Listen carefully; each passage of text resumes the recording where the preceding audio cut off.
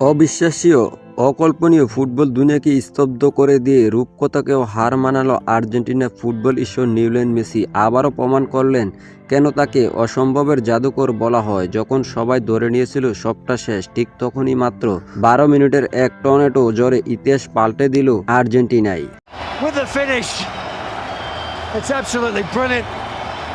ম্যাচের শুরু থেকে মাঠে চলছিল মিশরের রাজত্ব। একের পর এক ধারালো আক্রমণে আর্জেন্টিনার রক্ষণভাগকে খুরকুটের মতো উড়িয়ে দিল মোহাম্মদ সালাহর দল। রেকর্ড বোর্ড যখন 2-0 গ্যালারি, তখন শ্মশানের মতো নীরবতা, আর্জেন্টিনা সমর্থকদের চোখে জল, মনে একটাই ভয়, তবে কি বিশ্বজয়ীদের এবার বিশ্বকাপ যাত্রা এখানেই শেষ? কিন্তু ফুটবলের ব্যাকগ্রাউন্ড একটা কথা আছে, শেষবাসী বাজার আগে কখন আর্জেন্টিনাকে মৃত ঘোষণা করতে নেই।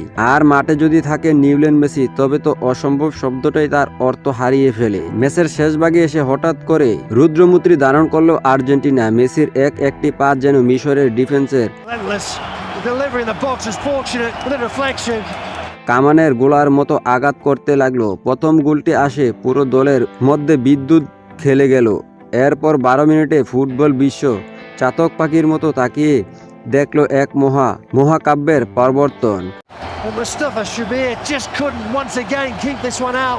1, 2 এবং 3 মাত্র 12 মিনিটে মিশরের জাল কাঁপিয়ে তিনটি গোল। যে ম্যাচটা প্রায় জিতে গিয়েছিল মিশর, চোখের পলকে তার রূপ নিল তাদের চরম হতাশায়। আর অন্যদিকে গ্যালারি জুড়ে তখন আর্জেন্টিনার সমর্থকদের বাঁধভাঙা উল্লাস। 2-0 গোলে পিছিয়ে থেকেও 3-2 ব্যবধানে এই অতিমানবীয় জয় কেবল কোয়ার্টার ফাইনালের টিকিট এনে দেয়নি, বরং পুরো ফুটবল বিশ্বকে জানান দিল লড়াই যতক্ষণ বাকি, আর্জেন্টিনা ততক্ষণ অপরাজয়ে। বড় মঞ্চে মেসি যে এখনও ম্যাচের ভাগ্য গড়ে দেওয়ার রাজা, তা আর একবার খোদাই করে রইল ইতিহাসের পাতায়। বিশ্বকাপের ইতিহাসের এই রোমাঞ্চকর রাত ফুটবল প্রেমীরা মনে রাখবে যুগ যুগ ধরে। তো যাই হোক বন্ধুরা, আর্জেন্টিনার এমন জয় আপনার মতামত কি? কমেন্ট করে জানাবেন।